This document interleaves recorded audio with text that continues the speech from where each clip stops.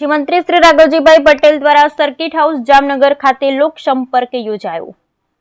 રાજ્યના કૃષિ, પશુપાલન, ગૌસંવર્ધન, મત્સ્ય ઉદ્યોગ, ગ્રામ ગૃહ નિર્માણ અને ગ્રામ વિકાસ વિભાગના મંત્રી શ્રી રાઘવજીભાઈ પટેલે જામનગર સર્કિટ હાઉસ ખાતે લોકસંપર્ક યોજી ઉપસ્થિત રહેલ નાગરિકોના પ્રશ્નો તથા રજૂઆત સાંભળ્યા હતા।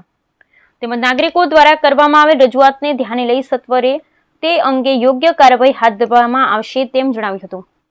મંત્રીશ્રી દ્વારા યોજવામાં આવેલા લોકસંપર્ક કાર્યક્રમમાં જામનગર શહેર તથા ગ્રામ્ય વિસ્તારમાંથી બહોળી સંખ્યામાં નાગરિકો ઉપસ્થિત રહ્યા હતા। તેમજ તેઓએ પોતાની રજૂઆત મંત્રીશ્રી સમક્ષ મૂકી હતી।